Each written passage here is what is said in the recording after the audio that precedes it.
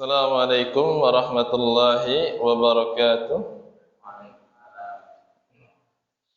Innal hamdalillah nahmaduhu wa nasta'inuhu wa nastaghfiruh wa na'udzu billahi min shururi anfusina wa min sayyiati a'malina. May yahdihillahu fala mudilla lahu wa may yudlil fala hadiya lahu. أشهد أن لا إله إلا الله وحده لا شريك له وأشهد أن محمدا عبده ورسوله. اللهم صل وسلم على نبينا محمد وعلى آله وصحبه أجمعين. قال الله تعالى في القرآن الكريم يا أيها الذين آمنوا اتقوا الله حق تقاته ولا تموتن إلا وأنتم مسلمون. Alhamdulillah, segala puji bagi Allah Subhanahu wa taala atas limpahan rahmat dan kasih sayangnya kita dapat berkumpul di majlis yang mulia ini untuk melaksanakan salah satu kewajiban kita, yaitu talabul ilmi, menuntut ilmu syar'i. Kemudian salawat dan salam semoga senantiasa tercurahkan kepada panutan kita, suri tauladan kita Nabi Muhammad sallallahu alaihi wasallam, pada keluarganya, karib kerabatnya, para sahabatnya, para tabi'in, tabi'ut tabi'in, serta orang-orang yang mengikuti ajaran dan sunnah-sunnahnya. Jemaah yang dirahmati Allah Subhanahu wa taala, insyaallah pada kesempatan ini kita akan melanjutkan kisah Nabi Musa alaihissalam. Nah, sebelumnya ya telah dikisahkan fase kehidupan Nabi Musa, fase ketika beliau dilahirkan, ya, ketika beliau anak-anak, remaja, dewasa, menikah, sampai fase di mana beliau diangkat sebagai rasul dan diperintah untuk berdakwah kepada Fir'aun. Ini fase-fasenya Allah jelaskan secara terperinci di dalam Al-Quranul Karim. Dan insyaallah pada kesempatan ini kita akan memasuki fase Nabi Musa mentarbiyah, mendidik Bani Israel. Nah, karena fase dakwah, perintah dakwah itu kepada Fir'aun waktu itu. Dan semua fase ini penuh dengan ujian dan cobaan. Ada fase mengajak, dakwah itu mengajak. Nah, ini sekarang fase tarbiyah, mendidik. Dan dalam mendidik, mentarbiyah ini lebih membutuhkan kesabaran yang sangat ekstra luar biasa. Ya, kalau mengajak mungkin ya tantangannya diterima atau tidak ujiannya. Nah, tapi dalam fase tarbiyah, mendidik umat, membersamai, membimbing mereka, ini lebih lama dan ya penuh dengan ujian, penuh dengan kesabaran. Apalagi ini yang dibimbingnya adalah Bani Israel, satu kaum yang sangat nyeleneh, berani terhadap nabinya, bahkan berani membunuh para nabinya. Ya. Ditambah lagi Nabi Musa ini memiliki karakter yang tegas, ya, harus menghadapi ya kaumnya, mentarbiyah, mendidik mereka yang nyeleneh, yang penuh dengan ya ya harus dengan penuh kesabaran. Ya, itu ujian bagi Nabi Musa alaihissalam. Nah, semuanya fase dakwah, mengajak, fase mentarbiyah, semuanya butuh kesabaran yang luar biasa. Nah, jadi kalau teman-teman ini fasenya fase dakwah, tarbiyah. Nah, fase dakwah, fase mengajak ya sebanyak-banyak kaum muslimin ya, untuk hijrah. Baik ya. Nah, sebelumnya ya dikisahkan bagaimana Allah Subhanahu wa taala memerintahkan ya, Nabi Musa untuk membawa Bani Israel kabur dari negeri Mesir. Ketika setelah kejadian Fir'aun membunuh para penyihir, disalib, dibunuhnya, disiksa, ya, sangat kejam. Kemudian ada perintah dari Allah, yaitu untuk membawa Bani Israel keluar dari negeri Mesir. Wa laqad awhayna ila Musa an asri bi ibadi wadrib lahum tariqan fil bahri yabasan la takhafu darqa wa la takhsha. Ya. Kemudian dikisahkan mereka ini, ya, kaburnya di tengah malam hari, di malam hari. Nah, kemudian di tengah harinya barulah Fir'aun dan bala tentaranya sadar, dikejar dan hampir saja terkejar di depan lautan. Kemudian Allah memberikan, ya, nikmat yang luar biasa, yaitu diselamatkan, dibelahlah lautan dengan dipukulkan tongkat Nabi Musa alaihissalam. Ya. Kemudian ada thariqon, maka ada jalan untuk melewati lautan itu. Nah, maka ini nikmat yang besar, yaitu Bani Israel diselamatkan oleh Allah Subhanahu wa taala dari kekejaman Fir'aun, dan Fir'aun pun ditenggelamkan. Nah, kemudian, ya, Bani Israel ini ketika berjalan mendapatkan nikmat yang luar biasa. Nah, mereka ketika berjalan ini, nikmat yang Allah berikan, yaitu mereka diberikan naungan. Ketika mereka berjalan, mereka diberikan naungan awan, sehingga mereka tidak kepanasan oleh teriknya matahari. Masya Allah. Ya. Kemudian setelah itu diberikan manna wasalwa. Ya. Wa nazzalna 'alaikumul manna wassalwa, dan kami turunkan kepada kalian manna wasalwa. Manna wasalwa itu adalah minuman dan juga makanan. Ya. Jadi diberikan kemudahan oleh Allah. Ya, diselamatkan oleh Allah Subhanahu wa taala. Kemudian jika berjalan di padang pasir yang panas diberikan naungan. Kemudian pula tidak harus susah-susah mencari makanan dan minuman. Padahal di zaman itu teramat sulit untuk mendapatkan, ya, makanan dan minuman. Allah berikan manna wasal. Manna itu adalah cairan, yaitu untuk minumnya. Salwa adalah, yaitu dalam riwayat, ya, dalam tafsir, daging burung yang dimudahkan bagi mereka. Nah, maka ini nikmat yang luar biasa.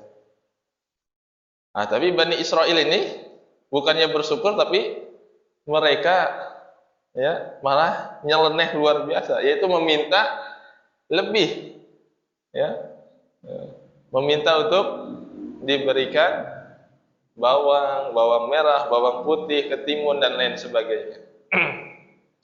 Kemudian perintahnya kata Allah, "Qulu min thayyibati ma razaqnakum," makanlah oleh kalian min thayyibat, dari yang baik-baik, ma razaqnakum, dari apa-apa yang kami rezekikan. Wala tadghaw fihi fayahil 'alaikum ghadabi, dan janganlah kalian melampaui batas, ya, bersikap melampaui batas dalam makan dan minum. Dan ini pun diajarkan dalam Islam, agar tidak melakukan mubazir, berlebihan dalam makan dan minum. Ya, terlarang. Dan negara, ya, yang paling banyak, ya, mubazirnya, yaitu dibuang sisa makanan itu, adalah dua negara Islam, yaitu negara Saudi Arabia dan juga negara Indonesia. Nah, menurut penelitian inilah yang paling banyak membuang sisa makanan. Jadi makanan dibuang sangat banyak sekali, ya, bahkan bertonton seperti itu per tahunnya. Mengapa? Karena orang Saudi kalau makan sangat banyak, kemudian kalau tidak habis, ya sudah, begitu saja. Begitu pula di Indonesia, banyak sekali pesta dan hajatan, dan, ya, jadi ngambil yang banyak sekali, tapi tadi habiskan kemudian dibuang begitu saja. Jadi mubazir luar biasa banyak sekali. Dua negara Islam. Padahal Nabi telah memberikan bimbingan jangan mubazir, jangan berlebihan dalam makan dan minum, secukupnya saja. Padahal negara tetangganya Yaman 18.000 jiwa kelaparan. Ya. Banyak saudara-saudara kita yang kelaparan.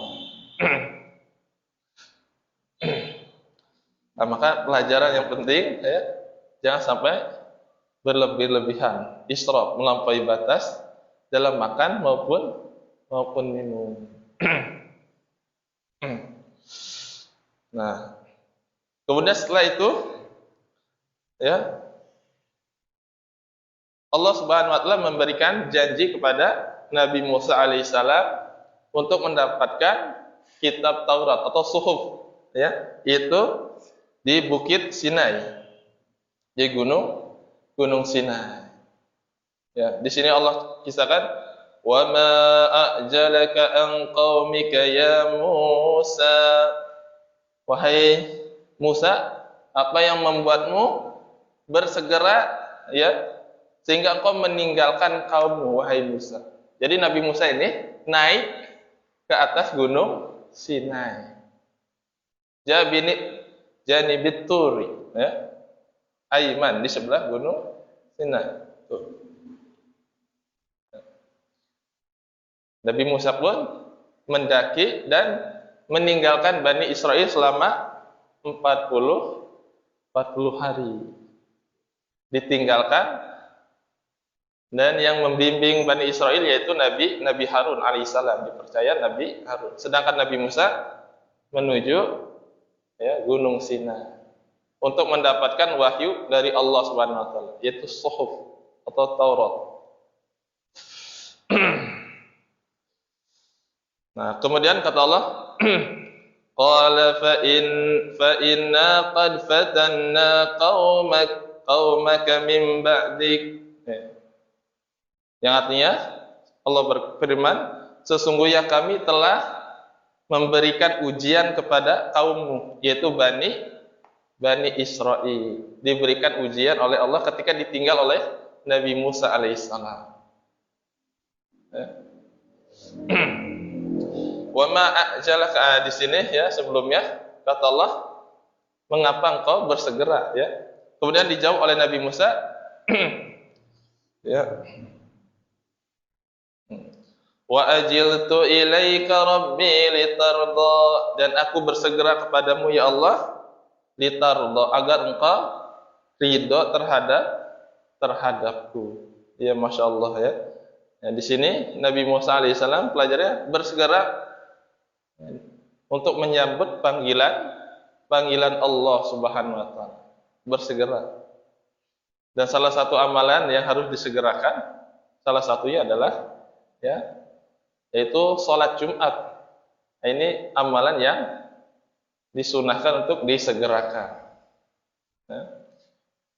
Dalam sebuah riwayat hadis, ya, Nabi mengatakan, man ghassala yaumal jum'ah wa ghatasala wa baqara wa btaqara.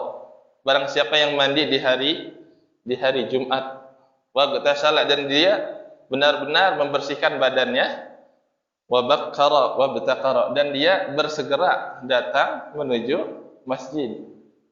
Nah, jadi salah satu amalan yang harus disegerakan yaitu salat Jumat. Dan salat Jumat itu disebutnya khairul yaum, kata Nabi, khairul yaum, sebaik-baik hari tolaat al-isyam, ya, di mana matahari terbit, yaitu yaumul Jum'ah, yaitu hari Jumat. Nah, itu sebaik-baik hari. Nah, semuanya baik, tapi yang terbaik adalah hari Jumat, di mana itu dijadikan id, hari raya, harus bahagia di hari itu. Ya, masalah.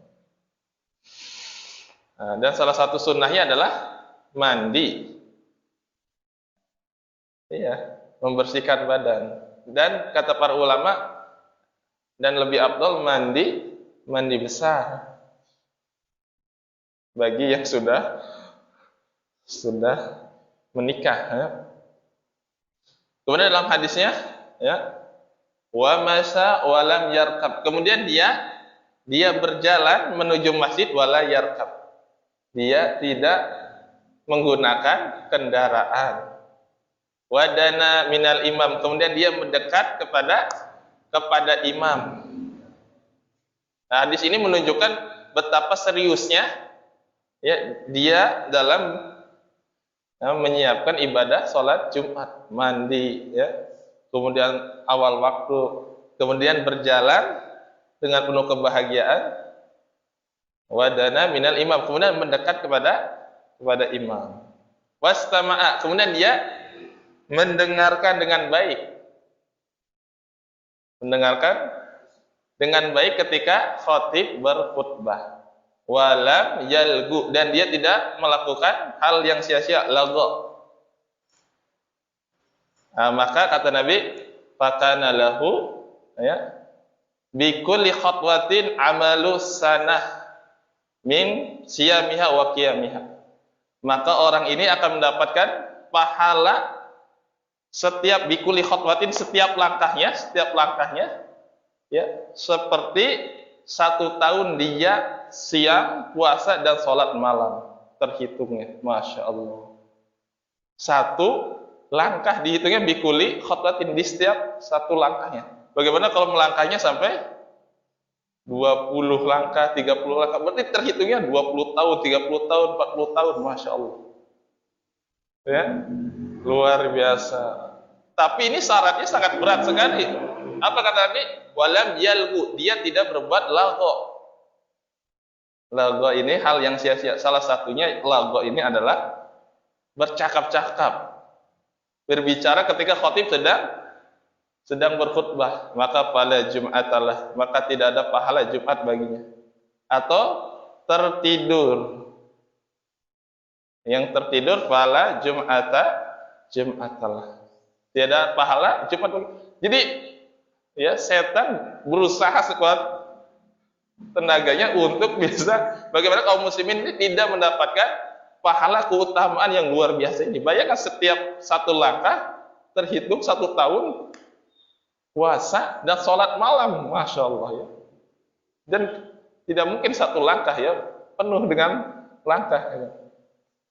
Tapi syaratnya seperti itu. Kemudian juga yang termasuk lagu itu, ya, menyibukkan sesuatu seperti main HP zaman sekarang, maka pahala Jum'atan, maka tiada pahala Jumat baginya. Nah, maka bagi kita, ya, Masya Allah, jadikan Jumat itu benar-benar, ya, semangat untuk, ya, bersungguh-sungguh untuk mendapatkan keutamaan yang diberitakan oleh Nabi SAW. Ya, jadi sayang sekali, ya, keutamanya begitu besar kemudian hilang begitu saja karena kita melakukan lagho. Nah, makanya sunnahnya apabila khatib sedang berkhutbah, nah, jangan nunduk. Yakin kalau nunduk 99% pasti mengantuk. Maka disunahkan untuk melihat khatib sedang khutbah, dilihat wajahnya, ya. Kalau nunduk, itu sudah pasti, ya, Masya Allah. Baik, ya. Dilanjutkan pada kisah ini. Ya. Kata Allah Subhanahu wa taala, wahai Musa, sesungguhnya kami telah menguji kaummu, yaitu Bani Israel. Wa adhallahumus Samiri, dan Samiri telah menyesatkan, ya, Bani Israel. Nah, Samiri ini adalah, ya, julukan Samiri ini. Namanya dalam riwayat namanya sama, namanya Musa. Samiri ini adalah julukan. Nah, Samiri inilah yang menyesatkan Bani Israel. Bagaimana Samiri menyesatkan Bani Israel? Yaitu Samiri menyuruh Bani Israel untuk, ya, membuang emas-emas yang mereka bawa itu ke dalam api. Kemudian ketika sudah dibuang ke dalam api, nah, si emas itu berubah menjadi patung anak lembu. Patung anak lembu. Kemudian Samiri berkata, nah, ini adalah Tuhan kalian. Kemudian supaya lebih meyakinkan, kata Samiri, dan ini Tuhannya Nabi Musa. Fanasiya. Kemudian supaya meyakinkan lagi, dia berkata, dan Nabi Musa lupa mengatakan ini. Maka kemudian ada dua kelompok. Kelompok Samiri dan kelompok yang dengan Nabi Harun. Nah, kelompok Samiri ini akhirnya menyembah anak patung sapi ini. Nah, sedangkan kelompok Harun, nah, mereka tetap dalam tauhid. Nah, inilah fitnah kepada Bani Israel, menjadi dua kelompok. Nah, maka dikisahkan faraja'a Musa ila qaumhi ghadbana asifa. Ya, maka ketika Nabi Musa kembali kepada kaumnya Bani Israel, ghadban, marah, asifa, dan juga merasa sedih. Ya, karena perbuatan kaumnya yang telah menyembah anak lembu, patung anak sapi. Dan juga Nabi Musa merasa sedih mengapa mereka sampai menyekutukan Allah Subhanahu wa taala. Tapi Bani Israel ini memang sudah ada bibit-bibit menyekutukan Allah. Ketika mereka diselamatkan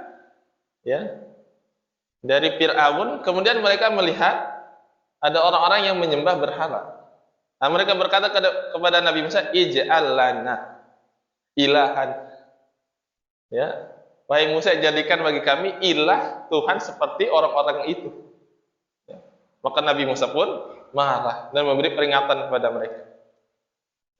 Maka ketika kemudian Nabi Musa pergi selama 40 hari, kemudian ada kesempatan dan Samiri pun membuat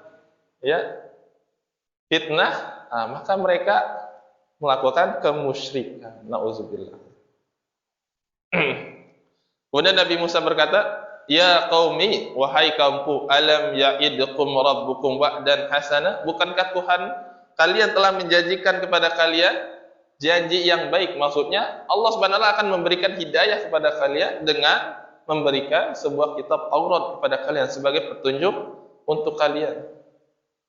Apa tala alaikumul ahdu, apakah kalian apakah terlalu lama bagi kalian aku ini pergi, padahal hanya 40 hari saja. Sampai kalian bisa menyekutukan Allah Subhanahu wa taala, atau kalian menginginkan Allah Subhanahu wa taala mengazab kalian. Jadi ini ungkapan perkataan Nabi Musa sebagai kekesalan dan kemarahan Nabi Musa kepada kaumnya, kenapa sampai bisa menyembah patung anak lembu, anak sapi.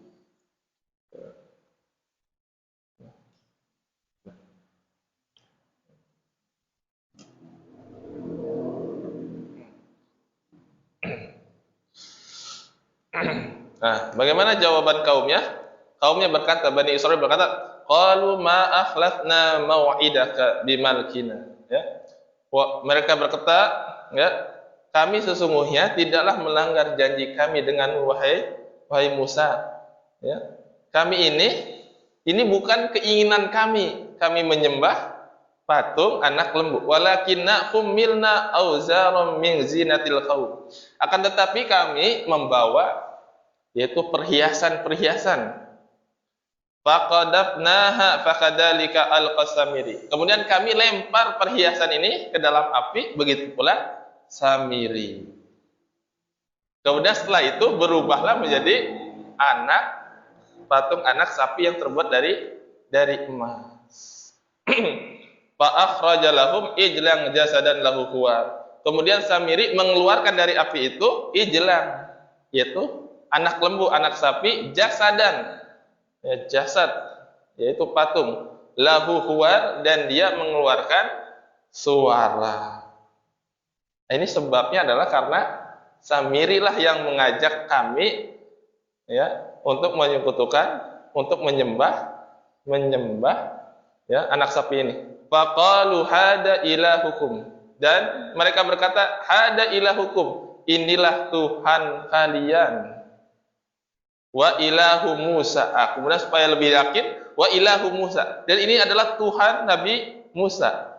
Fanasiya, dan supaya lebih yakin lagi, dan kata Samiri, Nabi Musa lupa menceritakan itu kepada kalian. Akhirnya pecahlah menjadi dua. Ada pengikut Samiri yang menyembah ya anak lembu ini, dan juga ada kelompok bersama Nabi Harun alaihissalam yang tetap dalam ketauhidan. Ya, masya Allah. Ya, ini adalah ujian keimanan. Ya, ujian keimanan. Perkataan Samiri ya, menyesatkannya begitu indah dan meyakinkannya pun begitu luar biasa. Nah, ini adalah Tuhan kalian. Kemudian supaya lebih yakin, ini adalah Tuhan Nabi Musa. Supaya lebih yakin lagi, tapi Nabi Musa lupa. Jadi ini perkataan yang manis tapi menyesatkan. Ya.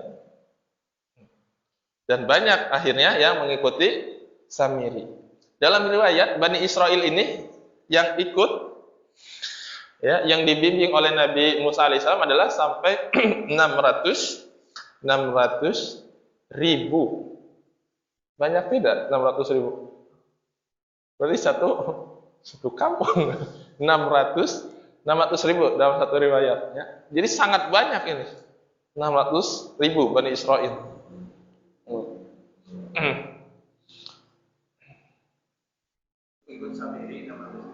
Bukan, pengikut keseluruhan Nabi Musa. Kemudian yang 600 ribu ini pecah jadi dua. Ada yang ikut kepada Samiri, percaya kepada Samiri. Ada yang juga kepada Nabi Harun. Hah? Ya, wallahu alam. Tapi intinya menjadi dua kelompok. Ya.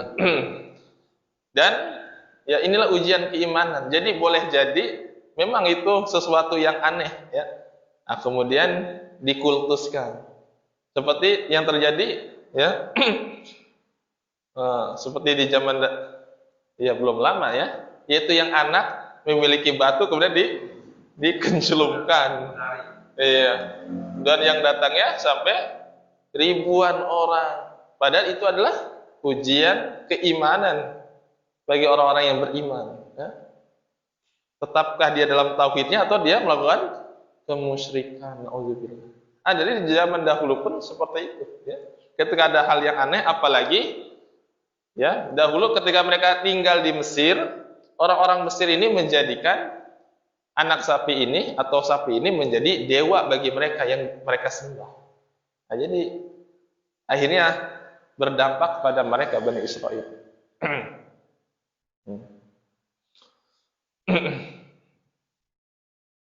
Nah, kemudian Allah kisahkan walaqad. Nah, sedangkan Bani Israel ini, ya, mereka ketika ditinggal oleh Nabi Musa, mereka bersama Nabi Harun. Nah, apakah Nabi Harun ini tidak mengingatkan atau bagaimana? Di sini Allah kisahkan walaqad qala lahum Harun min qabl ya qaumi innama futintum bih wa inna rabbukumur rahman fattabi'uni wa athi'u amri. Dan sungguh telah berkata sebelumnya Nabi Harun kepada Bani Israel, ya, innama futintum bih, sesungguhnya ini adalah ujian bagi kalian, ya. Wa inna rabbukumur rahman, sesungguhnya Tuhan kalian adalah Ar-Rahman, yang Maha Pengasih, ya, yang telah menyelamatkan kalian, yang telah memberi kalian makan. Fattabi'uni, maka ikutilah aku.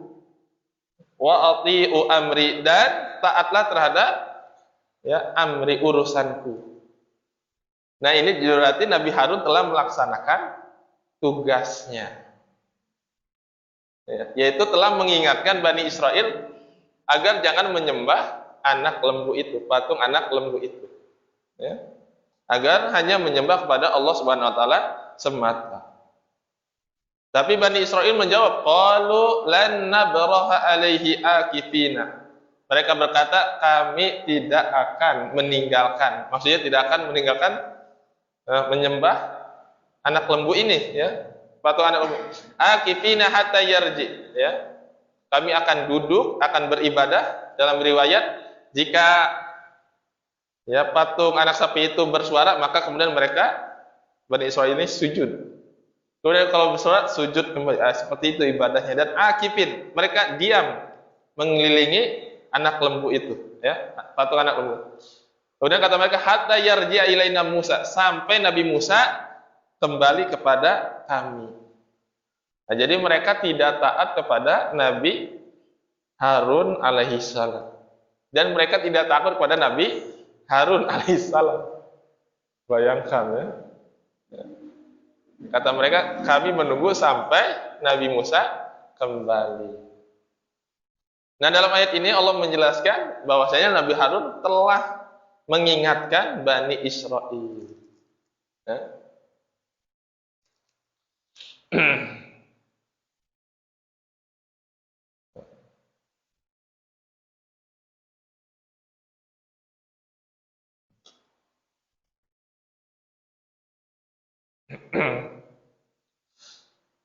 Kemudian Nabi Musa alaihissalam pun berkata kepada Nabi Harun, qala ya Harun ma mana'aka id ara'aitum dhallu.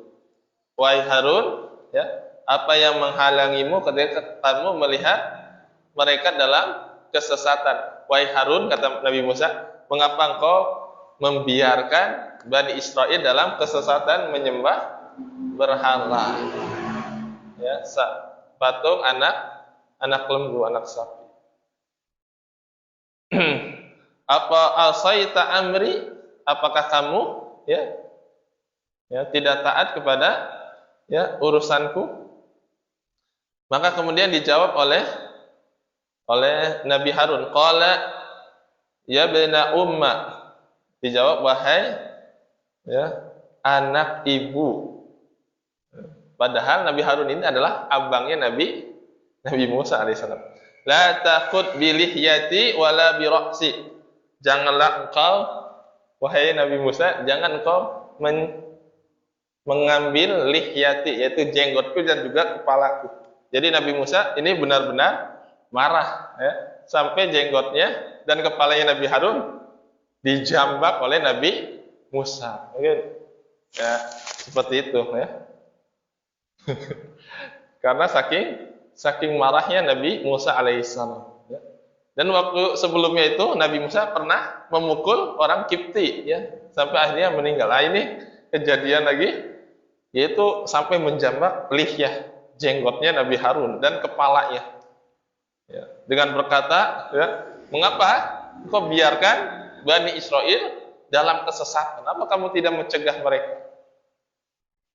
Nah, tapi di sini Nabi Harun menjawabnya dengan penuh kelembutan. Ya bena umma, wahai anak ibu. Masya Allah. Ya. Inni khasitu an taqula faraqta baina bani Israel. Sesungguhnya aku takut jika aku bersikap tegas kepada mereka, ya, aku takut mereka berpecah belah, yaitu saling membunuh satu sama lain. Karena tadi kan sudah dijelaskan ada dua kelompok, yaitu kelompok Samiri dan juga kelompok Nabi Harun. Tapi Nabi Harun ini bersikap lembut, hanya memberi nasihat saja. Nah, tidak seperti Nabi Musa yang langsung, ya, tegas. Nah, jadi kata Nabi Harun, aku tidak mau mereka sampai berpecah belah, sampai saling berperang satu sama lain. Akhirnya aku hanya memberikan nasihat kepada mereka, ya, untuk meninggalkan anak lembu itu, jangan disembah.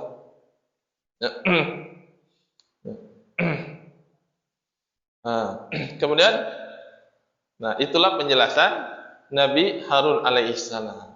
Ya. Jadi Musa, bukan aku, ya, tidak memberikan nasihat kepada mereka. Ya, aku telah memberikan nasihat kepada Bani Israel. Tetapi, ya, Bani Israel lah, ya. Aku tidak mau mereka saling berpecah belah sampai berperang. Kemudian Nabi Musa berkata kepada Samiri, qala fama khatbuka ya Samiri, ya. Berkata Nabi Musa, apa sebabnya wahai Samiri engkau berbuat seperti itu? Yaitu mengapa engkau menyuruh Bani Israel, ya, untuk menyembah anak patung sapi. Kemudian Samiri berkata, menjawab, qala basartu bima lam yabsuru bih, ya. Kata Samiri, aku melihat apa-apa yang tidak mereka lihat. Faqabattu qabdatan min asari Rasul, dan aku mengambil satu genggam dari asar Rasul, yaitu dari bekas Rasul. Fanabattuha, kemudian aku lemparkan. Nah, ulama ahli tafsir menjelaskan ada dua penjelasan ya, di sini. Ya. Jadi Samiri ini memang memiliki ilmu, yaitu ilmu seperti ilmu sihir yang tidak dimiliki Bani Israel oleh orang yang lain. Ya. Kemudian, ya, dalam satu riwayat dijelaskan bahwasannya Samiri ini melihat, ya, malaikat Jibril yang mengendarai kuda. Kemudian kudanya malaikat, ya, maaf ya, malaikat yang memberikan wahyu. Malaikat Jibril ini, jadi kalau bekas kudanya ini akan menumbuhkan tumbuh-tumbuhan. Ya. Nah, kemudian diambillah, ya, bekas kudanya itu oleh Samiri, diambil. Kemudian dilemparkan, dimasukkan ke dalam patung anak lembu itu. Akhirnya anak lembu itu bisa bersuara. Itu dalam satu riwayat. Dalam riwayat yang lain dikatakan, yaitu maksudnya min asari Rasul, yaitu dari ajaran Rasul, maksudnya dari ajaran Nabi Musa. Tetapi fanabattuha, kemudian aku lempar, maksudnya ajaran Nabi Musa dilempar oleh Samiri. Nabi Musa mengajarkan tauhid, tetapi Samiri mengajarkan untuk menyekutukan Allah Subhanahu wa taala. Dan Samiri ini memang memiliki kedengkian kepada Nabi Musa alaihissalam. Karena Bani Israel ini semuanya ikut pada Nabi Musa. Sedangkan Samiri ini sebenarnya ingin Bani Israel ikut kepada Samiri. Maka kemudian ada kesempatan, itulah, ya, kemudian dia membuat anak patung lembu. Wa kadzalika sawwalat li nafsi. Demikianlah hawa nafsukulah yang telah merayuku untuk berbuat ini. Jadi benar-benar karena hawa nafsunya, yaitu ingin menjadi pemimpin untuk Bani Israel. Memang benar-benar dari hawa nafsu Samiri.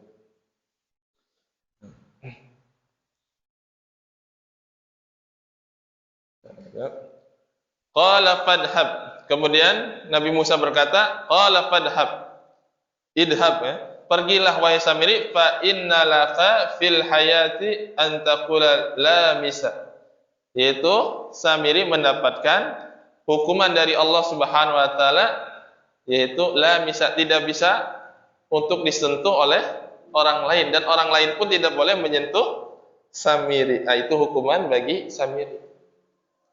Dan Samiri pun terusir, tidak boleh lagi bersama dengan Bani Israel.